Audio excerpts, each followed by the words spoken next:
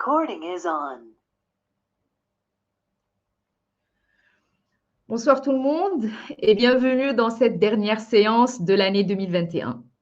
Ce soir, nous souhaitons combattre ensemble un virus mortel, un virus qui abîme le tissu social et détruit les relations humaines.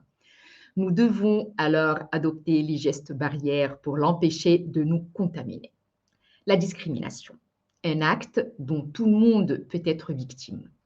Comment lutter contre, affronter, réagir envers un geste discriminatoire. Nous commençons cette séance par la diffusion d'une vidéo qui, à nos yeux, représente bien des situations de la discrimination que l'on peut subir au travail. Ensuite, nous écouterons la lecture de certains témoignages envoyés par des personnes qui ont souhaité rester anonymes. La lecture se fera par des membres de Regard Neuf qui vont incarner ces personnages. Nous avons choisi 4 témoignages, 2 seront présentés avant l'intervention de notre invité et 2 après. Avant de commencer notre séance, permettez-moi de saluer M. Joseph Rad, notre intervenant de ce soir. Bonsoir, M. Rad. Alors, M. Rad, vous êtes ingénieur d'affaires spécialisé en technologie de l'information et de la communication depuis 1991 et vous êtes représentant syndical depuis 1996. De même, vous êtes responsable juridique pour le syndicat Avenir. Votre expérience dans la défense des droits individuels et de l'aboutissement de droits collectifs date de 2006. Alors, nous vous remercions d'avoir accepté d'intervenir ce soir sur ce sujet si délicat. Alors, pour gagner du temps, je laisse notre responsable informatique, RIM, diffuser la petite vidéo. Ensuite, nous passerons à la lecture des témoignages.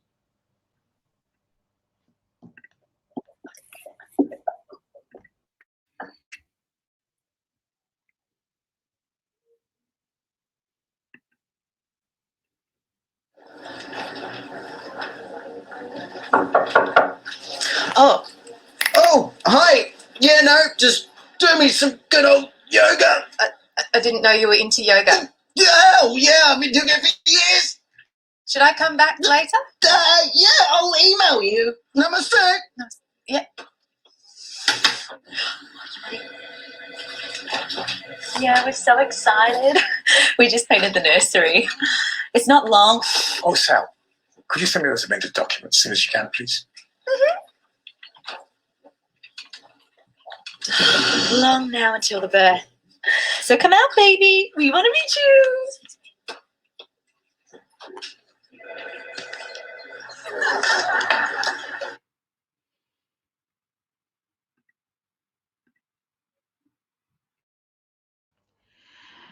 Merci Rim. Et maintenant, je passe la parole à Christine qui va nous lire un des témoignages. Je t'en prie, Christine. J'ai les cheveux assez longs et de nature crépue. On me demande constamment pourquoi je ne me brosse pas les cheveux et on me conseille même d'essayer un défrisage ou un brushing. Quand j'étais petite, je me trouvais différente des autres filles et j'avais du mal à m'accepter. On se moquait toujours de moi à l'école à cause de la nature différente de mes cheveux. Au primaire, il y a même des enfants qui disaient que j'avais les cheveux sales et que ma maman ne les coiffait jamais. La pire transgression dont j'ai été victime pendant un examen. J'avais les cheveux attachés. L'une des surveillantes tournait beaucoup autour de moi. Cette surveillante était l'une de mes anciennes professeurs. Donc, elle me connaissait bien.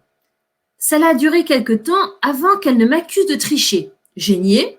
Je lui ai dit qu'elle pouvait fouiller mes affaires si elle ne me croyait pas. Elle a continué son accusation en regardant mon brouillon et elle a dit que je cachais des papiers dans mes cheveux. Elle a attrapé mes cheveux et elle a tiré dessus. J'étais choquée. Je ne savais pas quoi faire. Tout le monde s'est retourné pour me regarder. Je lui ai demandé d'arrêter et qu'elle n'avait pas le droit de m'agresser, mais elle n'a pas arrêté, jusqu'à ce qu'un autre surveillant intervienne. Je ne pleure pas facilement, mais j'étais tellement désemparée que je me suis mise à sangloter. Il y avait beaucoup d'autres filles avec les cheveux longs raides qui tombaient sur le bureau, mais elle ne les a pas dérangées. Elle m'a accusé, moi, de tricher. Elle m'a fait mal en me tirant les cheveux en arrière de manière si agressive, et en plus, elle m'a fait perdre du temps. J'étais maintenant désavantagée parce qu'elle avait complètement perturbé ma concentration. Dès que l'examen s'est terminé, j'ai appelé ma mère et je suis allée voir le proviseur pour me plaindre.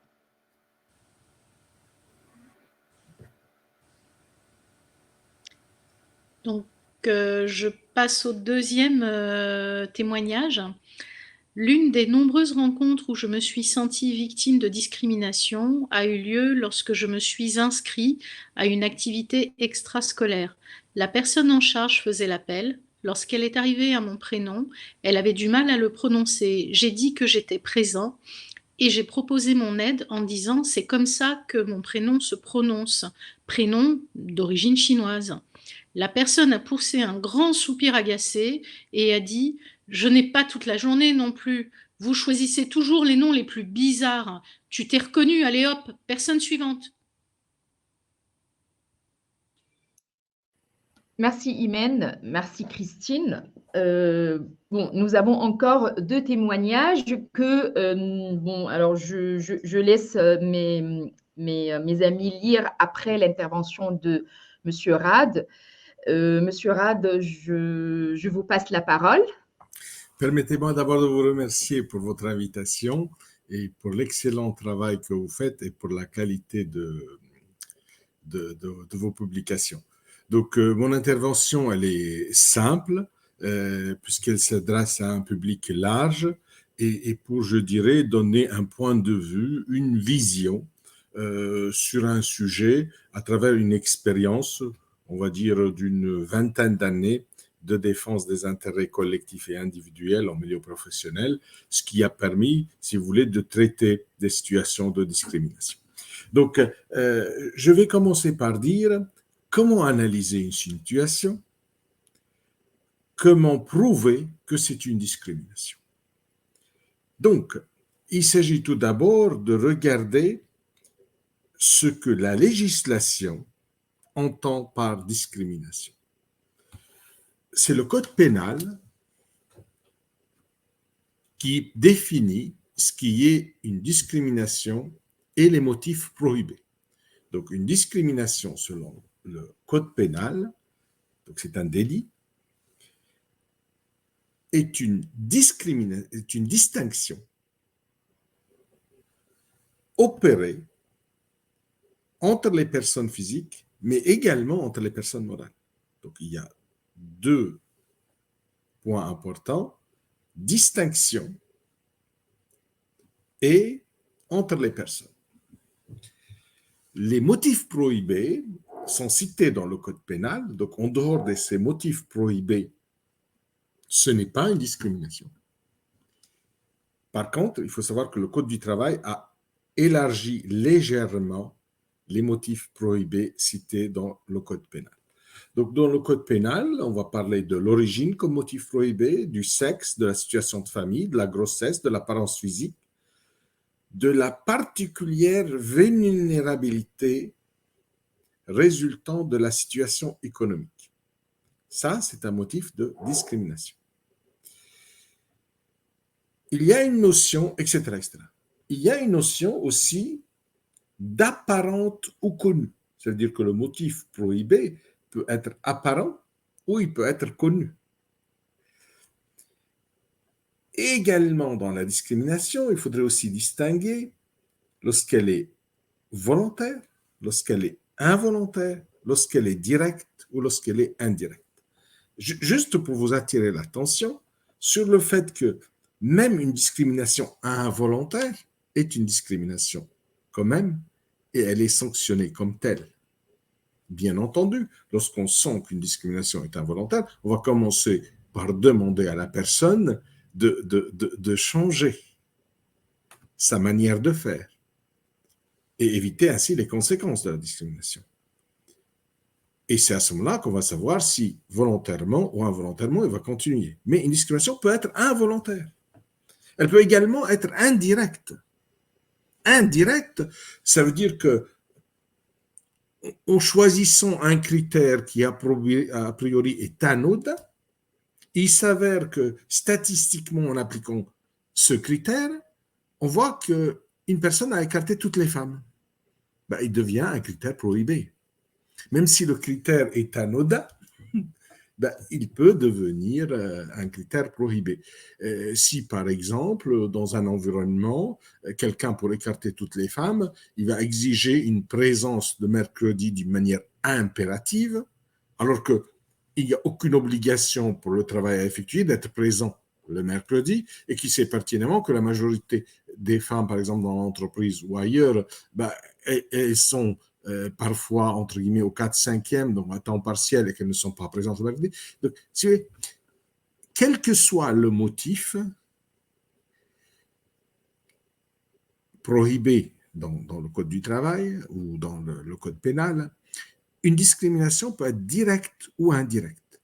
Donc, une personne qui réserve un traitement qui, a priori, est anodin, mais qui se révèle être une discrimination, est autant, entre guillemets, interdit qu'une discrimination directe. Voilà. Donc, on va arriver au sujet, donc, comment on analyse une situation. Et il y a beaucoup de comportements qui peuvent être très désagréables, qui peuvent même nous choquer, mais si on leur applique, je dirais, les règles du code pénal et les règles jurisprudentielles, c'est-à-dire comment la Cour de cassation, les cours d'appel, les juges, les magistrats, etc., appliquent le droit, on va trouver qu'effectivement, bien que ces gestes ou ces actes sont très désagréables, ou même parfois nocifs, on ne peut pas dire qu'ils sont discriminatoires, soit parce que les faits ne sont pas exactement ce qu'on pense, ou parce qu'il n'y a pas le motif prohibé. Donc, on commence déjà, quand on analyse une situation, c'est de transcrire les faits discriminatoires supposés. Donc, il faut la date, le lieu, les circonstances exactes, les témoins, les preuves. Tous les éléments que nous pouvons avoir, y compris parfois ce qu'une personne peut rédiger elle-même sur un journal de bord sur certains comportements. Parce que même si on peut considérer que on ne peut pas faire preuve pour soi-même, le fait d'écrire sur un journal de bord, qu'on sait une, deux ou trois personnes qui relatent les mêmes faits sur une autre personne, soit dans le domaine du travail, il y a inversion de la charge de la preuve, dans la discrimination au niveau social, code du travail, il y a inversion de charge de la preuve. Lorsque vous avez un certain nombre d'éléments qui vous paraissent cohérents, c'est à la personne de démontrer que ces agissements n'étaient pas discriminatoires. Ce n'est pas le cas en dehors du code du travail, donc au niveau du code pénal, c'est à la victime de prouver que le comportement est discriminatoire, sauf si elle a suffisamment d'éléments sur l'intentionnalité pour, entre guillemets, démontrer le délit. Donc, bien sûr, sur le vol d'un scooter, le juge va être très exigeant sur la démonstration de la victime quant à son agresseur, celui qui a volé là. Il va l'être beaucoup moins sur la discrimination parce qu'il connaît la situation et les circonstances, etc. Mais n'empêche qu'au niveau du code du travail, il y a une vraie inversion de la charge de la preuve, ce que nous ne trouvons pas tout à fait au niveau du code pénal. Donc, une discrimination dans le domaine du travail, elle est beaucoup plus facile à démontrer qu'une discrimination, je dirais, pour l'entrée dans une boîte de nuit ou pour entrer dans un club de sport, etc. Pourquoi? Parce que tout simplement, il y a inversion de la charge de la preuve. Donc, la première chose, c'est donc de transcrire les faits, et comme ça, nous savons de quoi nous parlons. La deuxième chose, c'est de regarder réellement le motif de discrimination prohibée. Quel est le motif? Comme par exemple, vous avez plusieurs motifs possibles. Une femme, donc le sexe, le fait qu'elle est enceinte, également un deuxième motif. Le fait qu'elle est, par exemple, RQTH, handicapée, voilà, etc. Ça peut être aussi âgée, ça peut être d'origine étrangère, etc. Donc, plein de motifs en même temps. Donc, quand on va parler de discrimination, il faudrait regarder lequel des motifs nous paraît le plus vraisemblable et celui réellement qui a généré la discrimination. Donc, pour ceci, il faut une vraie analyse. Il faut une vraie analyse. Il faut démontrer réellement que c'est ce motif-là et non pas autre chose qui a causé cette discrimination. Un facteur important, c'est les alertes non prises en compte et les itérations des actes prohibés. Tout à l'heure, j'entendais dans le cadre de notre émission qu'une personne a voulu fouiller une autre personne parce qu'elle supposait par définition, donc d'une manière discriminatoire, qu'elle pouvait tricher, mais elle n'avait pas d'éléments pour, entre guillemets, justifier ses actes. Mais en fait, elle l'a agressé. Il y a une agression, un vrai délit. Elle lui a tiré les cheveux. Donc, c'est entre guillemets prédominant vis-à-vis de la discrimination. Par contre, si elle s'était comportée une deuxième fois, une troisième fois, d'une manière discriminatoire, mais sans lui tirer les cheveux, par exemple, en refusant de l'inviter à prendre un café alors qu'elle invitait tous ses autres élèves, ou etc., etc., etc., sans même à l'agresser, on va penser, parce qu'il y a eu plusieurs événements convergents, à une discrimination. Donc, dans l'exemple qui a été cité, il y a une prédominance, je dirais, de l'agression. Et si effectivement, il n'y avait pas eu agression, mais d'autres éléments, même beaucoup plus faibles, des privations d'avantages, des privations d'invitation, etc., etc., là, la discrimination, si vous voulez, elle ressort plus forte. Elle est plus flagrante. Donc, une agression, c'est un délit autrement plus désagréable, plus gênant. Donc, au niveau de l'analyse d'une situation de discrimination, nous allons regarder les faits, nous allons vérifier les motifs et si c'est répété ou pas, donc les facteurs aggravants. Et c'est à ce moment-là que nous pouvons saisir donc une des autorités qui est spécialisée dans le domaine.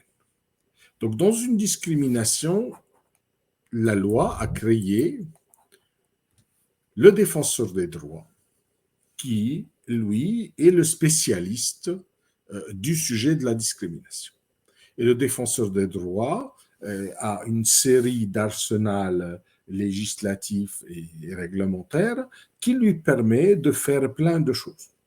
Vous avez entendu parler des tests au niveau des CV, entre guillemets, anonymes, où on envoie 2 CV avec 2 noms à consonances différentes, mais avec le même contenu. Il y en a un qui reçoit une réponse négative et l'autre qui reçoit une convocation à entretien. Alors, si vous envoyez 4 CV et systématiquement, les 4 sont éliminés quand ils ont une consonance, par exemple, étrangère ou autre, et les 4 autres ont tous des propositions d'entretien, ben là, sur un, il peut y avoir un doute, sur 4, il n'y a pas de doute. Ben c'est pareil aux entrées de boîtes de nuit, etc., etc. Donc, il peut faire des tests en situation, hein, le défenseur des droits, mais également des demandes d'explication, des enquêtes, etc., etc. Après, il y a la justice civile qui peut intervenir une fois qu'on a décidé de demander réparation. Donc, ça peut être donc, des conseils de prud'homme pour tout ce qui est, entre guillemets, relatif au litige pour le travail, ou le tribunal judiciaire. Et là, ça peut être au niveau civil, mais ça peut être aussi au niveau pénal. Sachant qu'au niveau civil, les indemnités sont beaucoup plus importantes. Donc, quand il y a une discrimination, bien qu'il y ait une perte pénale, les avocats vous conseilleront systématiquement d'obtenir réparation via la justice civile, parce que c'est là où il y a une vraie indemnité. Donc, on arrive au point qui est la réparation du préjudice subi, et je dirais, entre guillemets, c'est ce point-là qui a fait que j'ai accepté d'intervenir, parce que cette réparation du préjudice subi est un sujet de réflexion. Un sujet de réflexion sur lequel nous devons se pencher ce soir. Pourquoi ? Parce que comment on peut réparer réellement un préjudice? Au niveau légal, la réparation intégrale d'un préjudice est de remettre la personne dans la situation où elle aurait été si la discrimination n'avait pas eu lieu, si l'acte interdit n'avait pas eu lieu. Tout n'est pas financier. Une réparation financière est loin d'être satisfaisante. Pour une personne à qui on a refusé l'accès à une école pour des études, un jugement 20 ans après l'indemnisant ne va pas refaire sa vie. Une personne à qui on a interdit tel ou tel avantage ou écarté de certaines personnes, etc., pour un motif discriminatoire, ou on lui a imposé de vivre différemment ou de faire semblant, comme le monsieur qui faisait tout à l'heure des acrobaties pour ne pas dire qu'il priait, si vous voulez, vous lui refaites sa vie, c'est impossible. Donc, la réparation intégrale du préjudice, c'est le sujet, entre guillemets, sur lequel je souhaite m'attarder. Alors, il y a effectivement le préjudice moral, le préjudice matériel, le préjudice de carrière, et il y a la réparation financière, mais il y a aussi, et c'est le point où je voulais en venir, la réparation en nature. La réparation en nature. Par exemple, est-ce qu'il est possible, quand il y a discrimination, de demander à la personne qui a tiré les cheveux de s'excuser au même endroit et publiquement? Est-ce que, par exemple, un chef d'établissement a-t-il le droit en France, lorsqu'il y a un comportement de discrimination, de demander au personnel qui a commis cette discrimination de s'excuser au même endroit et devant les mêmes personnes? Ben, sachez que c'est interdit au niveau de l'éducation nationale. Ils n'ont pas le droit de le faire. Mais normalement, les réparations en nature, ça serait, si vous voulez, de remettre la personne, y compris moralement, dans la situation où elle aurait été si la discrimination n'avait pas eu lieu. Cette personne à qui on a tiré les cheveux, elle a été humiliée parmi ses collègues, elle a été maltraitée, elle a été agressée, et je dirais, rien ne peut la reconforter que s'il y a des excuses publiques, par exemple. Ben ça, si vous voulez, aujourd'hui, on est loin de l'avoir. Alors, aux États-Unis, puisqu'effectivement, ils considèrent que la réparation financière n'est jamais suffisante, ben, qu'est-ce qu'ils font? Ben, ils font des condamnations à des niveaux de condamnation financière tellement élevés que ça comporte réellement une excuse, parce que quand quelqu'un il est condamné à une somme si élevée, réellement, la personne qui est en face, elle va savoir, oui, je lui ai fait très très mal là. Ce qu'il a fait, effectivement, il comprend maintenant que c'est impardonnable. Lorsqu'une sanction, elle est en millions d'euros, c'est pas pareil que si elle était en milliers d'euros.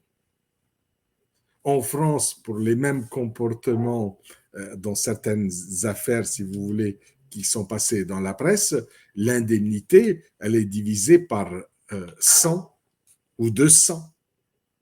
Donc, il n'y a pas l'excuse, il n'y a pas la peine que crée cette réparation, si vous voulez, à la personne qui est en face. Donc, cette réparation en nature, elle ne peut venir que d'aggraver les peines en France ou de chercher également d'autres réparations, par exemple la publication de condamnations dans la presse. Ça existe dans la loi. Mais ce n'est pas très utilisé. Normalement, on peut demander au juge, lorsque quelqu'un est condamné pour discrimination, est-ce que le jugement ou l'arrêt soit publié au frais de la personne condamnée dans 3 journaux, etc., etc. Là, si vous voulez, on commence à parler de vraie réparation. Mais quand on limite la réparation uniquement à payer ce qui est dû, je vous ai discriminé, donc vous avez perdu 5 000 €, et dans 10 ans, je vous rembourse 5 000 €, Ça, si vous voulez, c'est pas suffisant. Et c'est pas replacer la personne dans la situation où elle aurait été si la discrimination n'avait pas eu lieu. Donc, je préfère m'arrêter là et répondre à vos questions, si vous voulez bien, maintenant ou tout à l'heure. Je vous remercie. Merci beaucoup, Monsieur Rad. Oui, bon, voilà, vous allez continuer là tout à l'heure. Mais bon, avant de passer à la phase question, nous allons écouter encore deux témoignages, ou trois, voire trois, hein, parce que bon, là, il y a Néné, notre coéquipière, qui va lire un témoignage anonyme. Ensuite, il y aura Émilie qui va lire deux témoignages. Alors, je te passe la parole, Néné, je t'en prie. Oui, avec plaisir. Bonsoir tout le monde. J'espère que vous m'entendez bien. Du coup, juste... On t'entend très bien. Vous m'entendez très bien, donc c'est parfait. Alors, au sujet du témoignage que je vais vous lire, il commence de cette manière. J'ai été victime de discrimination lors d'un entretien d'embauche. Je pensais que tout se passait bien. J'étais capable de répondre à toutes les questions et que mes qualifications correspondaient au poste. Donc là, c'est la personne qui donne son témoignage. Ensuite, l'intervieweur, excusez-moi, ou la personne en tout cas qui faisait passer l'entretien à cette demoiselle, a commencé à faire des remarques désobligeantes. Il a passé en revue le code vestimentaire de l'entreprise, ce que j'ai trouvé bizarre parce que j'étais habillée de manière professionnelle pour l'entretien, souligne-t-elle, et j'ai donc soupçonné qu'il faisait allusion à mon voile. Mais je lui ai quand même assuré que je respecterais donc le code, comme tous les autres employés. Il a poursuivi, je voulais juste m'assurer que vous compreniez que l'expression de soi reste en dehors des murs de l'entreprise. Ici, c'est un environnement laïque. Fermez la parenthèse. Et la citation. Donc, la personne reprend. Dans son témoignage, nous dit « J'ai choisi de mettre fin à l'entretien aussi vite que possible. Cela n'en valait pas la peine de potentiellement subir des mauvais traitements et un environnement de travail volatile. » Fin de citation. Merci Néné. Bon, bah, je crois que Monsieur Rad, vous aurez beaucoup de choses à nous dire après le témoignage après la lecture des témoignages que Émilie va nous faire là tout de suite. Je t'en prie, Émilie. Bonsoir. Alors, je commence. Je suis étudiante dans une filière de garçons. Je suis la seule fille de ma classe de 30 et pendant ma scolarité, j'ai subi plusieurs sortes de discrimination, la plus marquante étant celle-ci. Un jour, lors d'un TP, le professeur nous avait donné un sujet de 3 heures. La majorité des élèves n'ont pas pu le finir et l'ont donc terminé à la maison. Le lendemain, quelques élèves ayant continué et fini l'exercice chez eux ont remarqué un commentaire misogyne écrit à la fin du sujet et ont donc posé la question au prof. Ce dernier a répondu « De toute façon, les filles n'arrivent jamais à la fin des exercices, donc je peux me permettre d'écrire ce genre de commentaires. Elles ne le verront jamais. » Ce jour-là, j'étais assise au premier rang et le professeur l'a dit tout en me regardant. Toute la classe a rigolé. Je me suis sentie dénigrée et humiliée auprès des autres. Il est clair que mon professeur se sentait assez fier de m'avoir dégradée par son discours misogyne. Donc là, c'est le premier témoignage que je lis. Le deuxième que je commence à présent. Donc, alors que je suis en première, dans un lycée français à l'étranger, je décide de porter le voile, tout en sachant que le proviseur, à cette époque, avait décidé de l'interdire. Il faut savoir que la loi sur le port de signes religieux ostentatoires dans les écoles donne la liberté aux proviseurs, directeurs des lycées français à l'étranger, d'appliquer ou non cette loi. Au début, ne voulant pas m'attirer d'ennui, je retire mon voile tous les jours en allant à l'école. Nous pouvons donc dire que ma situation était complètement en accord avec la loi. La direction de l'école n'a donc normalement rien à me reprocher. Ce n'est pourtant pas de cet œil que l'on vu le corps enseignant ainsi que la direction. À partir de là, je ne suis plus considérée de la même façon par certains de mes professeurs et membres de la direction. L'impact psychologique de ce changement de comportement envers moi est-il considéré comme un préjudice qui découle de la discrimination ? Alors même que je respecte les règles imposées par l'établissement, je suis un jour interpellée par le CPE à la sortie des cours. J'avais remis mon voile pour rentrer chez moi. Je me tiens debout dans son bureau. Il ne me propose pas de m'asseoir. La tension est palpable. Il me donne l'ordre de retirer le voile immédiatement. Je lui explique que je le portais uniquement pour sortir du lycée et que c'était ce que je m'apprêtais à faire. Il ne veut rien entendre et me fait comprendre qu'il est en position de force et que je vais devoir m'exécuter. L'année d'après, je décide de mettre le voile, même en allant à l'école. Je ne supporte plus de me voir imposer une règle insensée. On m'exclut du lycée. Je suis en terminale, année décisive. Je tente alors de m'inscrire dans une école catholique qui propose le même programme que mon lycée. La sœur et la directrice qui me reçoivent pour l'entretien d'admission ne sont pas ravies de me voir. Elles ne donnent pas suite à cet entretien. Ayant un très bon dossier, je savais que le problème se trouvait dans le motif pour lequel je voulais changer d'école. Je finis par intégrer cette école après avoir insisté auprès de la personne en charge de l'enseignement français à l'étranger. Voilà, c'est tout. C'est la fin du témoignage. Émilie, merci beaucoup. Monsieur Rad, je vous laisse commenter les 2 ou les 3 derniers témoignages. Ensuite, nous passons à la phase question. Alors, tout simplement, il s'avère qu'un éminent avocat donc, qui a déjà travaillé pour nous sur plusieurs dossiers, Maître Henry en l'occurrence, a plaidé le dossier donc d'une nounou dans une crèche qui portait le voile. Figurez-vous que le dossier est allé en cassation peut-être 2 fois, qu'il y a eu des jugements et des cassations, etc., etc. Finalement, la Cour de cassation, me semble-t-il, a considéré que dans ces circonstances, le port du voile pouvait, entre guillemets, donner lieu à un licenciement. Donc, sur la discrimination, il n'y a pas une règle, entre guillemets, absolue sur les sujets. Ce qu'il faut comprendre, que une personne qui va discriminer une autre personne doit, au sens du code pénal, doit avoir vraiment de vraies raisons pour se comporter ainsi et pouvoir convaincre. Là, si vous voulez, dans une crèche, travailler avec des enfants, la justice a considéré que le règlement intérieur pouvait aller jusqu'à un certain niveau de contrainte pour les personnes.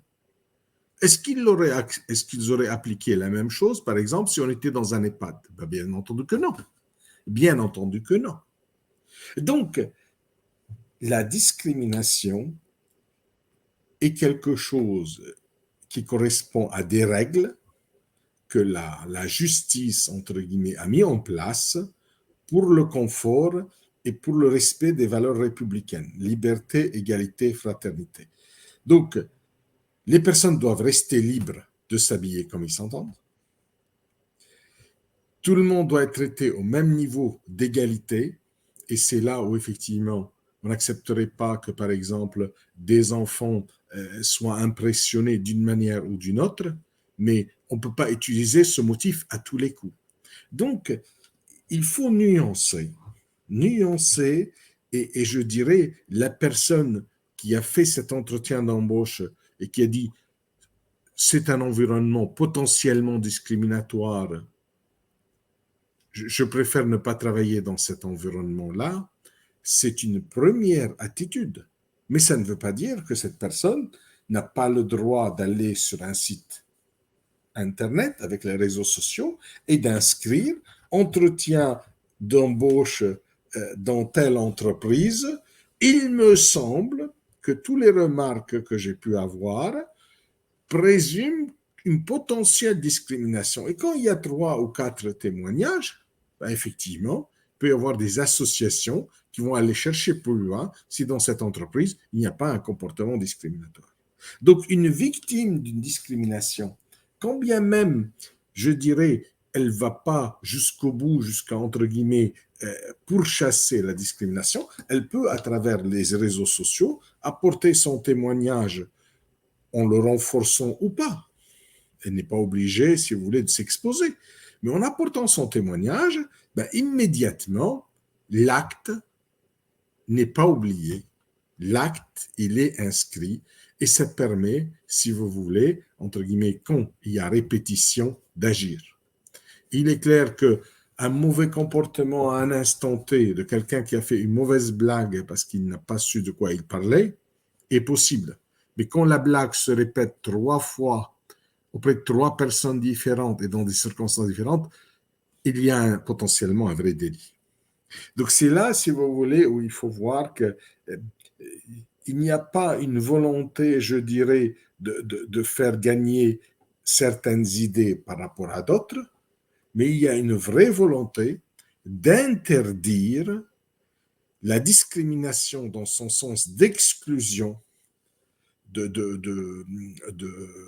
prendre des droits à certaines catégories, notamment les plus fragiles, et j'ai insisté tout à l'heure sur la discrimination qui peut se baser sur des personnes vulnérables. Donc même la vulnérabilité est un motif prohibé de discrimination. Et donc, si vous voulez, tous ces témoignages montrent qu'avec les réseaux sociaux, nous avons la possibilité de faire converger les témoignages vers, entre guillemets, un système qui va stopper les discriminations. Une personne qui va voir que sa publicité sur Internet, elle est mauvaise pour ses comportements, ben c'est peut-être pour lui plus désagréable que d'être convoqué par la police, puisque les affaires sont confidentielles, etc., etc. Donc, les réseaux sociaux sont peut-être une vraie solution. Ben, merci beaucoup. Et bon, maintenant, nous allons passer à la phase questions. Alors, bon, je vous présente Monsieur Rad, je vous présente Monsieur François Brossard, qui est un ami fidèle à Regard Neuf dès la naissance de ce collectif.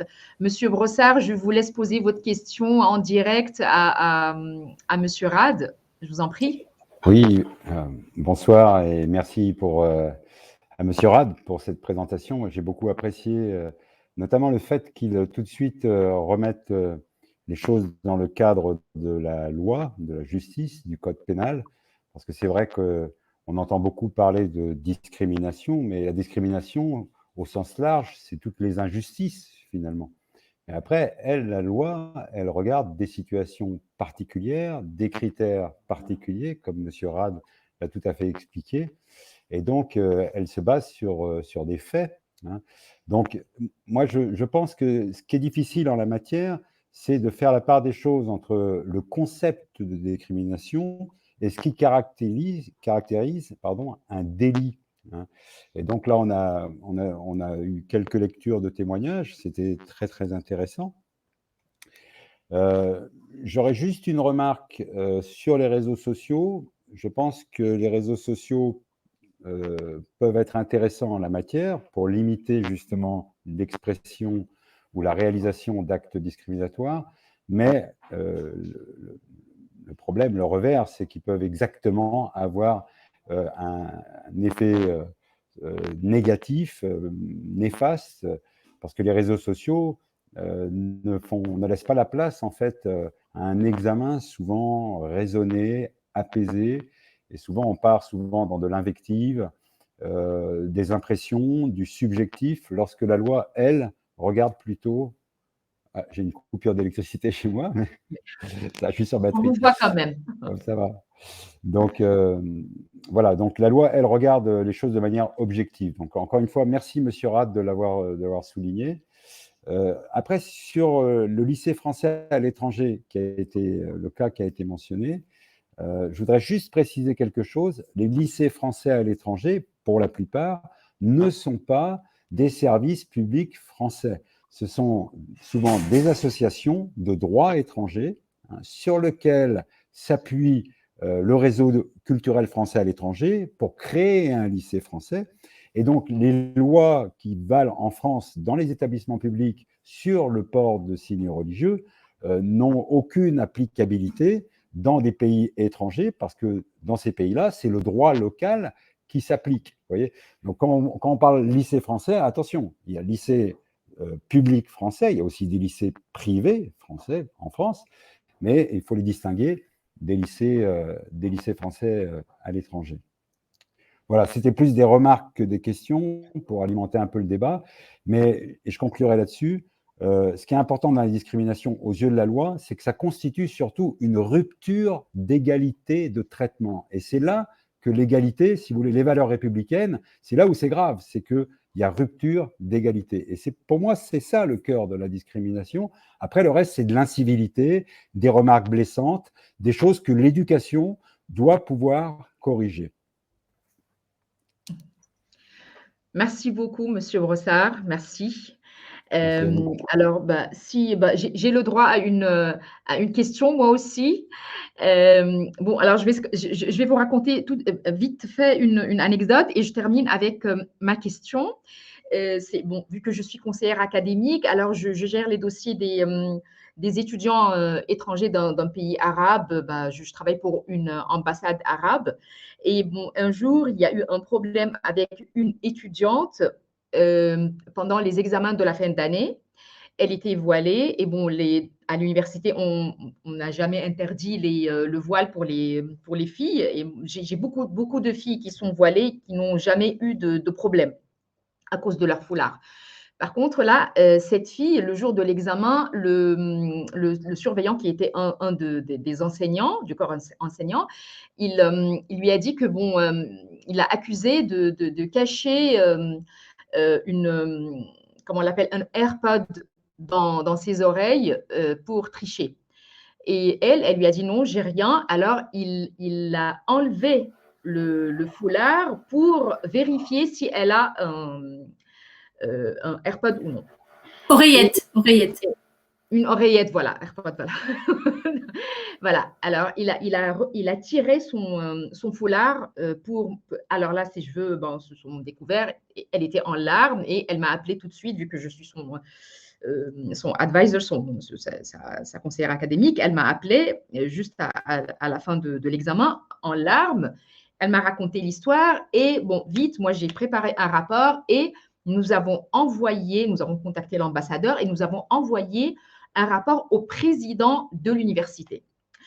Alors, j'ai mis à la fin du rapport qu'il y a une délégation de l'ambassade qui veut venir vous rencontrer. Le lendemain, 24 heures après, nous avons eu un appel du bureau du président qui nous dit qu'il va régler l'affaire. Et la fille m'a appelé pour me dire qu'elle a été convoquée dans le bureau du président et que le président a convoqué le professeur qui a fait l'acte et que le professeur s'est excusé devant le président auprès de la fille. Moi, au départ, j'ai dit à la fille, je l'ai rassurée, je lui ai dit, mais écoute, bon, on peut aller très loin avec cette histoire, ne t'inquiète pas, n'aie pas peur. Elle m'a dit, non, ça va, c'est bon. Je lui ai dit, est-ce que ça va, c'est bon, tu es rassurée, tu sens que, bon, tu as eu tes droits, c'est bon, ta fierté, tu l'as reprise. Elle m'a dit oui. Moi, je voudrais savoir, ma question, c'est quelle sanction pourrait avoir ce professeur si on a continué l'affaire, si on est vraiment, on a voulu l'attaquer vraiment devant le tribunal. Parce que bon, il a touché à la fille, il l'a perturbée pendant l'examen, il a enlevé pour elle, c'est pas un signe religieux. Le voile pour une fille musulmane qui le porte avec cette conviction, c'est pas un signe. Non, c'est quelque chose qui la couvre. Elle est convaincue elle veut pas qu'on voit ses cheveux. Alors, je voudrais savoir quelle aurait pu sa sanction, juridiquement. Donc, si vous voulez, en premier, comment on peut supposer que ce qu'il a fait était discriminatoire? Il l'aurait aussi agressé, par exemple, si elle avait un bandage à la main et que sa main était cassée. Au niveau légal, son comportement, si sa main était cassée et qu'elle avait un bandage et qu'il a tiré sur le bandage, pour la loi, c'est la même chose que si il avait levé le voile sur une oreillette. Parce que pour regarder s'il a une oreillette ou pas, il suffit juste de le lever un peu. Maintenant, ce qu'il faudrait peut-être regarder pour savoir si c'est une discrimination ou pas, c'est la manière dont il lui parlait. Si vous venez devant un juge et vous lui expliquez que on voyait bien de la manière dont il lui parlait qu'il ne la respectait pas du tout et qu'il n'y avait aucune raison de cette manière de lui parler, en lui disant « je suspecte », sauf le fait qu'elle avait ce voile-là, parce qu'elle avait le même comportement de ses collègues. Et là, il ne va pas être condamné pour discrimination parce qu'il a tiré le voile, mais c'est parce qu'il s'est comporté d'une manière visible, distinctement, c'est ce qu'on a dit tout à l'heure, en raison d'une appartenance supposée. Et là, effectivement, c'est un délit, etc., etc. Donc, ça peut aller jusqu'à 3 ans de prison. Non, s'il y a une vraie discrimination, etc., il faut que ce soit les 3 ans de prison. Il faut que quelqu'un, par exemple, ait écarté une personne de son diplôme en lui donnant de mauvaises notes, enfin, des choses très graves. 3 ans de prison en France, c'est énorme. C'est énorme. Vous pouvez regarder les condamnations des anciens présidents ou autres, vous voyez qu'à leur niveau, l'État ne distribue pas les condamnations comme ça. Donc, mais ça peut aller jusqu'à 3 ans de prison et 45 000 €, enfin, une somme importante au niveau de la peine.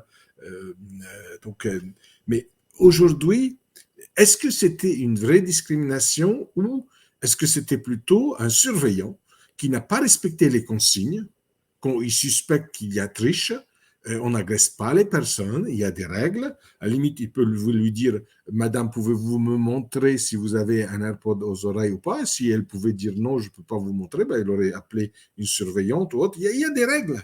Donc lui, on va beaucoup plus le condamner pour non-respect des règles de l'éducation ou du processus qui est prévu dans ces 2 cas, plutôt que pour une discrimination. Sauf, si je vous dis, s'il était condescendant avec elle, qui s'est mal comporté avec elle, et donc là, c'est peu importe qu'il suspecte, oui ou non, qu'il ait un AirPod à l'oreille, il n'a pas à lui parler comme ça. Donc, si vous voulez, l'intérêt des réseaux sociaux et l'intérêt de tous ces moyens, entre guillemets, qui sont disponibles pour tous, c'est que une personne qui est puissante, aujourd'hui, elle peut craindre toute personne, même fragile, parce qu'elle peut s'exprimer. Après, effectivement, et je rejoins ce qui a été dit tout à l'heure, celui qui analyse, celui qui traite l'information, lui, il doit avoir les bons filtres et les bons détecteurs pour savoir, entre guillemets, comment faire et quel est l'intérêt. Aujourd'hui, tous ces sujets-là, est-ce que c'est des discriminations? Seul un juge peut le dire. Donc moi, je ne peux pas le dire. Par contre, si il y a une distinction entre les personnes physiques ou entre une personne physique et une personne morale, etc., etc., sur le fondement de l'origine, du sexe, de la situation de famille, etc., il y a une présomption de discrimination. Pourquoi? Parce qu'il y a une distinction et il y a un motif prohibé. Après, il faudra regarder où ça peut mener, effectivement, mais ça peut aller jusqu'à 3 ans de prison et une forte amende, sachant qu'en cas de récidive, ça peut être doublé. Voilà. Merci Une question beaucoup. précise, si vous permettez. Vous parlez de discrimination à l'égard de personnes morales. Est-ce que vous avez un exemple que vous pouvez donner, par exemple? Tout à fait. Si, par exemple, vous avez une association qui s'appelle SOS Racisme et que vous êtes un maire et que vous refusez de lui donner une subvention, donc elle a une subvention depuis 30 ans dans votre mairie, vous êtes élu, vous commencez par lui arrêter la subvention à elle toute seule, alors que vous avez gardé les subventions pour toutes les autres associations dans votre commune, on va vous poser la question, et pourquoi vous avez arrêté les subventions à la personne morale qui est SOS Racisme, alors que votre mairie, lui, faisait cette subvention depuis 30 ans, et qu'au moment où il y a eu un changement, entre guillemets, de résultat électoral, vous arrêtez les subventions, et que vous ne l'avez pas arrêté à d'autres associations. Donc, c'est à vous, après, de convaincre le juge que, par exemple, ils n'avaient pas présenté leur rapport en disant comment ils ont utilisé la subvention, etc., etc., mais que vous n'avez rien, par exemple, contre SOS Racisme. Ça se discute. Mais SOS Racisme est une association, on peut considérer qu'elle a une certaine activité qui, pour certaines personnes, peuvent créer une discrimination. Et d'ailleurs, je pense que ce sujet-là a fait l'objet dans certains programmes électoraux de personnes qui avaient dit « j'arrêterai les, les subventions, comme ils l'ont dit à la presse, si après élection ils l'auraient fait, ils auraient été condamnés tout de suite pour discrimination parce qu'ils l'avaient déjà prévu avant même d'être élus. Alors, Donc, si juste, vous voulez, me au permet niveau juste, de la loi, vous ne pouvez pas derrière dire j'ai découvert, vous l'avez déjà dit avant. Christine, si vous me permettez merci. Oui, mais je comprends l'argument, mais regardez, moi j'ai un exemple, par exemple, il y a une mairie maintenant écolo à Poitiers, dans la ville de Poitiers. Et la mairie écolo a décidé d'arrêter de donner une subvention au club l'aérodrome de Poitiers, le club d'aviation loisirs, si vous préférez. Vous voyez, ils l'ont fait parce que, en fait, ils ont un choix politique qui est celui de ne pas privilégier des modes de transport polluants. Vous voyez, donc, le choix peut être justifié politiquement, en l'occurrence. Alors, pour le cas que vous avez cité, je ne connais pas la raison, mais c'est, à mon avis, difficile d'évoquer une discrimination sans regarder de plus près derrière quels sont justement les attendus politiques, je dirais. Qu'est-ce que vous en pensez? Donc, juste, je vais vous lire ce que dit l'article 225-1 du Code pénal. Donc, constitue une discrimination, toute distinction opérée entre les personnes morales sur le fondement de l'origine, des opinions politiques, des activités syndicales, etc., etc. Donc, si le club dont vous parlez, qui a une activité polluante, il a un des critères, ethnie, nation, etc., tout ce qui est dans ce code pénal, il pourra saisir le juge. S'il y a le motif prohibé qui est cité dans le code. S'il n'y a pas ce motif prohibé, il pourra saisir le juge, mais pour entre guillemets, un acte qui ne respecte pas peut-être l'égalité, ou etc., etc., d'autres choses. Il peut même dire, ça fait 30 ans, moi j'ai 2 salariés, je dépends de cette subvention, il me coupe la subvention, il m'oblige à faire mes boutiques. La dépendance peut être aussi évoquée. Il peut évoquer d'autres choses, mais il ne pourra pas évoquer la discrimination parce que ce n'est pas dans le code pénal. Donc il faut, SOS Racisme, par exemple, il y a les activités politiques, il y a les opinions, enfin il y a des choses, parce qu'elle est très typée, si vous voulez, pour la défense de certaines personnes. Elle s'appelle SOS Racisme, bien qu'elle peut avoir d'autres activités, même pour les plus démunis, hein, mais bon, c'est SOS Racisme quand même.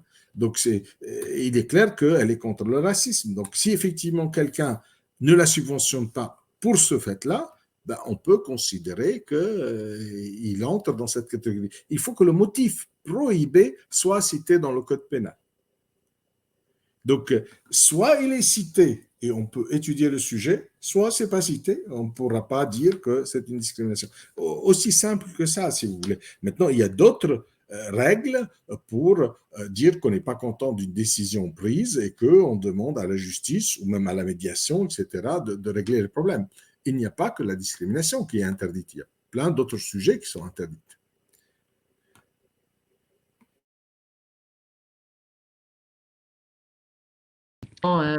Nous avons une question. Bon, Fatih, je t'en prie. Merci. Donc merci, Monsieur Rack, pour votre intervention. C'était très intéressant. Ma question s'agit du sujet de réparation intégrale du préjudice. Par exemple, dans le cas d'un emprisonnement injustifié, s'il est prouvé après que la personne ait passé plusieurs années en prison, comment le système judiciaire peut-il y remédier? Ça, c'est déjà produit. Ça, c'est déjà produit. Et la réparation intégrale, elle était d'abord financière et elle était importante. Donc, effectivement, ça s'est déjà produit et même l'État français avait indemnisé certaines personnes. Et après, c'est comme je vous ai dit, c'est au niveau de la publication, ça passe dans les médias, etc., etc. Donc, si vous voulez, entre guillemets, les jugements, y compris celui qui l'a condamné, c'est au nom du peuple français. C'est tout le jugement, c'est au nom du peuple français. Hein. Et donc, le jugement qui l'a libéré, pareil. Et les excuses, c'est du même niveau. Donc, la personne, quand ça passe aux télé, etc., en disant qu'on s'est trompé à son égard, chacun autour de lui se sent, entre guillemets, un peu responsable et ça lui donne ce réconfort-là. À partir de là, la personne sait que c'est le maximum qui est possible. Donc, les excuses publiques, c'est ce qui se passe quand on reconnaît son erreur. Et puis, l'indemnisation financière, de toute manière, il n'y a pas plus que ça. Mais il est clair que le volet excuses publiques, quand ça passe à la télé, et le ressenti qu'il va avoir autour de lui, entre guillemets, du fait qu'il a été victime, ben, c'est la seule possibilité aujourd'hui pour réparer. Voilà. Merci pour votre réponse. Christine? Alors, moi, ma question est la suivante, c'est on pense qu'on est victime d'une discrimination, c'est de façon répétée, et on se dit, bah, peut-être que je pourrais enregistrer la personne à l'insu de son plein gré, bien évidemment, pour pouvoir témoigner, puisque la personne nie qu'il y a discrimination. Alors, c'est interdit par la loi, mais est-ce que c'est recevable quand même par une association, les enregistrements qui montreraient qu'il y a discrimination? Alors, le mot interdit par la loi, c'est pas à nous de le décider, c'est uniquement un juge qui pourra dire vous avez fauté en enregistrant quelqu'un, vous l'avez piégé. Il est clair que piéger quelqu'un, c'est interdit par la loi. Ça veut dire quoi? Quelqu'un qui ne discrimine pas, mais en faisant un montage avec un enregistrement dans lequel vous simulez une discrimination ou autre chose, hein, ben ça c'est interdit. Maintenant, enregistrer une réalité n'est pas interdite en tant que telle, c'est si l'objectif que vous recherchez est par exemple de prouver une discrimination ou autre. Si c'est pour prévenir un délit, et la discrimination est un délit, ce n'est pas fondamentalement interdit. Donc, ça se discute. Pourquoi je vous dis ça? Parce que dans le code pénal et dans la procédure pénale, on n'écarte aucune preuve. Le juge va écouter votre bande, va écouter votre enregistrement. C'est lui qui décide quel est le niveau d'intérêt qu'il va porter à cet élément de preuve. Il va peut-être le soumettre à expertise, il va peut-être le croiser avec d'autres éléments, etc., etc. Il va peut-être questionner la personne en disant « Cher monsieur, j'entends que vous avez dit ça, veuillez m'expliquer dans quelles circonstances vous l'avez dit. » Et ça, la personne, ou bien elle arrive à convaincre, et là on a vu récemment que dans une affaire d'agression d'une championne en France, le magistrat en première instance, il n'a pas considéré que les faits que les parties lui amènent justifiaient, entre guillemets, de condamner la personne que le procureur disait avoir frappé l'autre personne. Je n'ai pas à prendre parti ni pour l'un ni pour l'autre.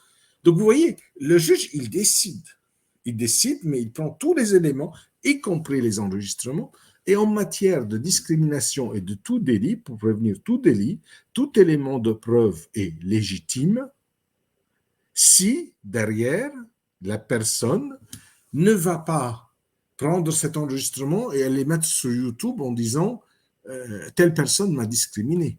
Si elle se limite uniquement à le donner à la police, à le donner à la justice, etc., etc., pourquoi ça serait interdit?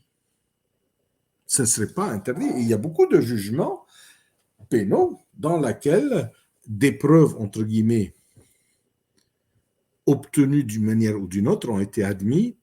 Les derniers dossiers où il y a eu discussion sur la validité des preuves, c'était dans certaines affaires de financement avec des personnes âgées, volontairement je ne donne pas de nom, mais c'est passé dans la presse, et il y avait eu des enregistrements, et la justice a statué après avoir écouté des enregistrements. Donc on ne les écarte pas. Au niveau pénal, on ne les écarte pas.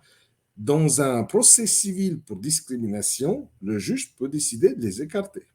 C'est au niveau pénal où on n'écarte pas. Au niveau civil, là, tout doit être soumis au contradictoire. Il y a beaucoup de règles qui sont très différentes. Au niveau pénal, on n'écarte rien. On regarde tout. Merci beaucoup, Monsieur Rad, pour cette intervention intéressante et pour votre temps.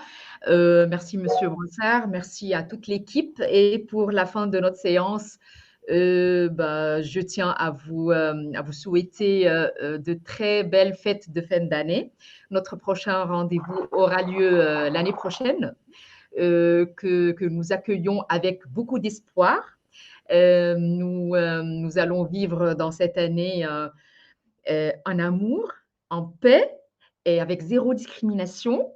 Et n'oubliez pas, dans ces moments troubles, restons soudés. Très belle soirée tout le monde. Merci à tous. Merci beaucoup.